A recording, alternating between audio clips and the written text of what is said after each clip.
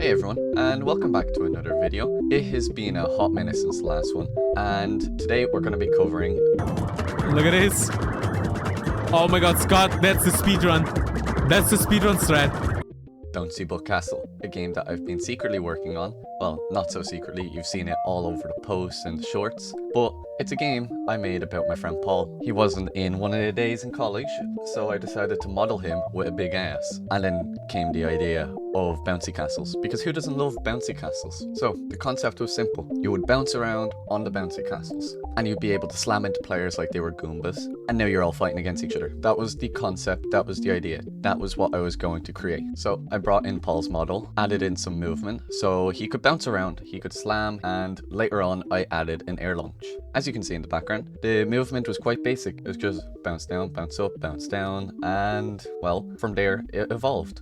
I worked with some distance fields to make it where his ass would smoosh, it would squish as he landed on the ground. This helped de-stiffen Paul. Early on, I had a bit of a AI test. As you can see, it's in a really ugly bouncy castle. Put it all together and tested bouncing around with a plethora of different AI, which weren't really smart at all, to be honest. They were completely all over the place. But they allowed me to test my slam ability. This slam was going to be how you bully other players. When you're over them or near them, after a certain point, you're able to slam directly into them. This was to help with the fact that the controls, of course, make it very hard to accurately land on people.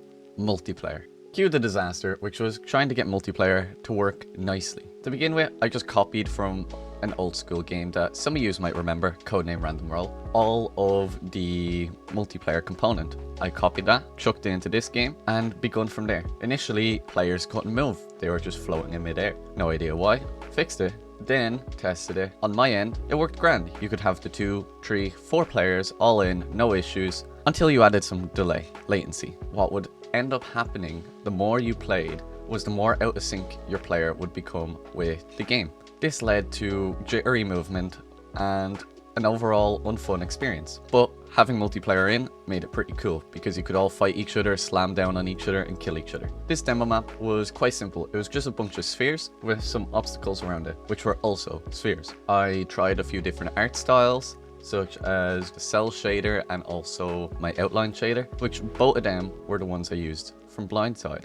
When the early multiplayer tests, I had many different people try it out. I had a few people try it from other countries. I had my brother try it with his friends. I had myself even try it with my friends. And everyone enjoyed it. Everyone loved the concept of being able to bounce around, fling themselves around. But the issue that everyone had was the desync. I spent a lot of time, and you'll be able to see it as it's sped up in the background thanks to my brother who edits these videos, that I spent several attempts trying to get the game to feel good. Sometimes I would call things on server side, and what I noticed was, especially with bouncing, if I called the bouncing launch on the server side, there would be a second delay between you landing and you launching. So I faked it. It is launching you on your side while also launching you on the server. During the whole time of multiplayer being implemented, there was a lot of bugs. You're going to see a lot of them play through this video. You're going to see ones right now while I'm talking, and you probably will see some pop up here and there and all over the place. Game development plus multiplayer just causes more issues. At this point, I realized I need to start implementing levels. Each level was going to be its own bouncy castle style, so I started off with the basics. The simple, classic, everyone knows it, the open bouncy castle with a roof on it. There's nothing more, nothing less. It's a nice bouncy castle, but I built it terribly in Blender, as you can see for the initial version of it. But I changed it later. I improved it, I redone it, and it looks way better now. There's not much to say about this bouncy castle other than it works, and it's a pretty nice level. It's open enough, you can bounce off the walls, you can bounce off the ground. Currently, I'm thinking about implementing little rotation gizmos that spin around, and when the player hits them, it'll launch them up into the air or around the map. Let me know if that's a good idea. I'm not too sure yet. If you do have any ideas of things to add into the levels, do let me know. Comment them down below, and I might take some of your ideas and implement them. Scott, the first level is already too hard. Can you make it easier? Scott, I know your game already. It's just way too fucking easy.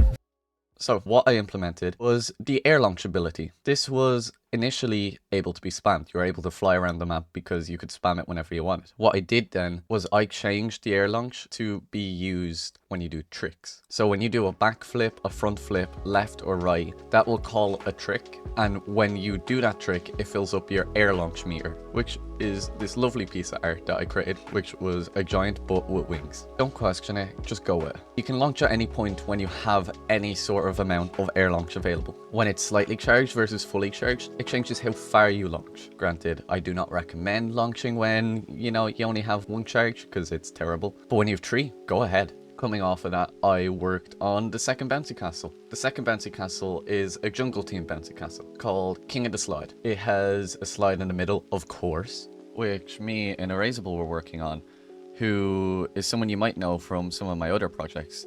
This, unfortunately, was a secret project that never actually came into fruition. I changed it a little. It used to be a full tube, but I changed it to an open tube. This map is for the feature game mode, which is like a King of the Hill mode, except for you have to get to the top of the slide and claim the area for yourself. This was going to be the feature map for King of the Slide, a game mode that is similar to King of the Hill, where you have to get up to the top of the slide and claim a section on the top to earn points. So the scoring is different here than it is in the free-for-all map. It's also just a really cool level. I'm so happy with how I designed it, having the palm trees around, the slide in the center, and the ball pit in the middle. It's a more open map compared to the initial one, and it's a little bit larger, but most people will be fighting around the center trying to reach up. I have 2 ways of getting up to the top. There's the slide itself, and then there's going to be the wall parkour. In the version you'll see in the background, the wall parkour does not exist. I changed it around and I made the staircase instead be like a wall jump section, which is harder to do, but if people understand and learn how to do it, they'll be able to pull it off really well. At this point, I also implemented some sounds. You couldn't hear anything, and I thought some sounds to spice up the game would be a good idea. The initial sounds I implemented were the bounce sound, as you can hear in the background here.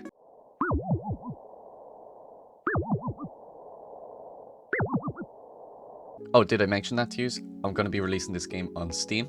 The store page is currently being set up, but make sure to join the Discord below, and I'll let you know once it's out to wishlist. From here, I have a game loop. You could go in, you can play against your friends, you could kill each other, you can die, you can go back out, you can play, you can do another round, it'll keep loading. The game is playable, but I'm not finished yet. At this point, I had the Steam page getting set up, so I need to start doing the UI. The name of the game was going to be Bouncy Butt Castle, and I drew it up. I went for a style that fits the idea of the game. Each letter kind of looks nearly like a bouncy ball of sorts, with the lighting and the coloring. And because of the way I designed the game, I didn't have to worry too much about perfecting the title. I think the hand-drawn, childish look fits the game's theme. And overall, the game's coming together pretty well and pretty quickly, which I wasn't expecting to be the case. I thought it was going to take me a lot longer to get to the state that I'm in now. I actually thought I've been working on the game for a month. It's only been the 2 weeks. But if you have any suggestions of things to add, currently on track is power-ups, the rotation gizmos, decals in the levels, and that will be it for this video. I hope you all have enjoyed, and if you haven't subscribed, make sure to do so already because it helps the channel a lot. We're trying to get to 1,000 by the end of the year, and your support would be greatly appreciated, and I'll see you in the next one.